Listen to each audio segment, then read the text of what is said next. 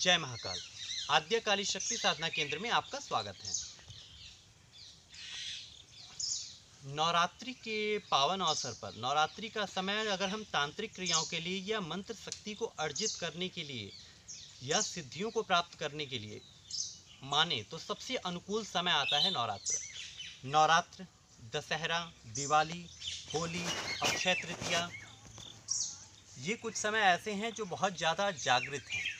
इन समय में की हुई साधना बहुत ज़्यादा विशेष रूप से फलदायी होती है और नवरात्रि का समय माँ दुर्गा के लिए सबसे उत्तम समय है। माँ दुर्गा की साधना करने के लिए जो गृहस्थ लोग, ये तांत्रिक लोग ही नहीं, जो गृहस्थ लोग, सामान्य घर परिवार में रहने वाले, अगर आप जीवन में किसी भी प्रकार से लक्ष्मी से, बीमारी से, रोग से, कर्ज से, किसी भी प्रकार के कष्टों से अगर आप परेशान हैं तो अपने कष्टों को दूर करने के लिए और माँ दुर्गा की कृपा को प्राप्त करने के लिए आप भगवती दुर्गा की साधना कर सकते हैं।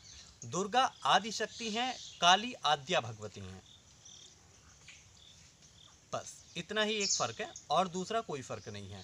ऊर्जाओं का एक अलग अलग प्रकार से अब शक्ति ने, इस प्रकृति ने अपने आप को अलग अलग प्रकार से बांट करके रखा है। काली एक घोर तमोगुणी शक्ति है, धूमावती एक विशिष्ट प्रकार की ऊर्जा है, बगलामुखी एक अलग प्रकार की ऊर्जा है। वस्तुतः है ये सारी आदि शक्ति से आद्या भगवती के बीच की ही सारी चीज़ें। रहा हूँ कि इस साधना को आप नवरात्रि में करके किस प्रकार से माँ दुर्गा की कृपा प्राप्त कर सकते हैं। साधना को शुरू करने माँ दुर्गा की वृत्ति को समझना बहुत जरूरी होगा। देवी सिंह वाहिनी है, अर्थात उन्होंने भीषण सिंह को भी अपने नियंत्रण में किया हुआ है। तो ये एक सांकेतिक मूल्य भी इसका है जिसे आपको समझना होगा। जब तक आप जो भी बातें हमें बताई गई हैं, जैसे गणेश भगवान का वाहन चूहा है या दुर्गा माता का वाहन सिंह है, ये है भी और इसके साथ साथ इसके कई सांकेतिक सूक्ष्म मायने भी हैं, उनको आपको समझना होगा। देवी सिंह वाहिनी अर्थात सिंह को नियंत्रित करने वाली ऊर्जा है। तो जाहिर सी बात है कि आपको अपने अंदर उस पूरी वृत्ति का पालन करना होगा जो माँ दुर्गा को प्रिय है। आपको पूर्णतः ब्रह्मचर्य का पालन करना होगा, भूमि पर शयन करना होगा, खाने में प्याज लहसुन इत्यादि सभी प्रकार की चीज़ें बिल्कुल वर्जित कर दीजिए। हो सके तो 9 दिन व्रत करें। जो लोग 9 दिन व्रत नहीं कर सकते वो प्रथम और अंतिम रखें, बीच के समय में एक समय भोजन करें। अगर आपको कोई बीमारी है या कोई दवाई आप नियमित रूप से लेते हैं तो आप उस दवाई को ले सकते हैं, उसमें कोई समस्या नहीं है। वो आपका जो नियम है उस दवा के लिए, क्योंकि आपातकाले मर्यादा नास्ति। किसी का कोई नियम हो कि उसे सुबह उठ के कोई दवाई लेनी है या रात को सोते समय लेनी है तो वो अपना ले सकता है। इस साधना में आपको उत्तर दिशा की ओर मुँह करके लाल रंग के आसन पर बैठिए। लाल रंग के पुष्प देवी को अत्यधिक प्रिय हैं। माँ दुर्गा की पूजा करें। पंचोपचार पूजन करने के उपरांत इनको, अब यदि आप षोडशोपचार कर दें तो और उत्तम, नहीं कर पाते हैं तो कम से कम उन्हें पंचोपचार जो आपसे बन पड़ता है उस प्रकार की पूजा आप उनसे करिए।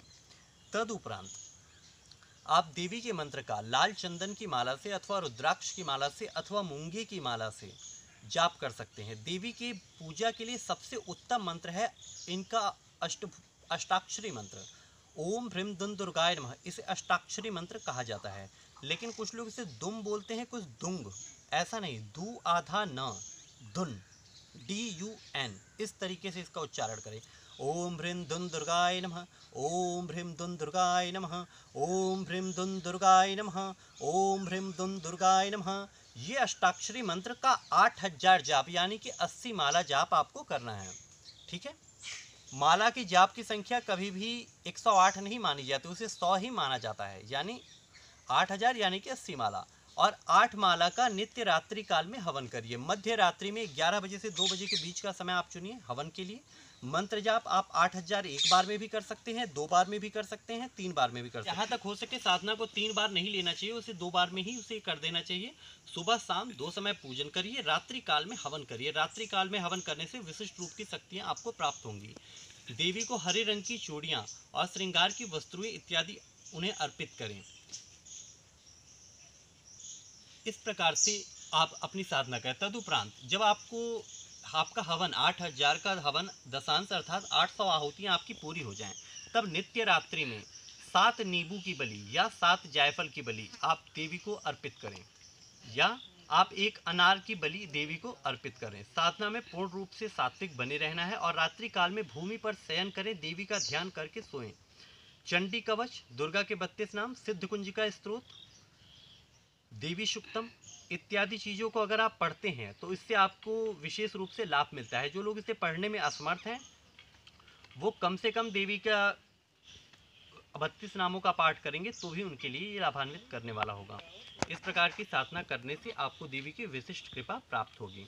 अपनी आस्था को दृढ़ करके करिए। ये जरूरी नहीं है कि आपका मंत्र बहुत विशिष्ट होना चाहिए, आपके मंत्र में बहुत बड़े बड़े बीज होने चाहिए, बहुत खतरनाक शब्द होने चाहिए। हम लोग इस तरीके से मंत्र की वैल्यू को नहीं मान सकते।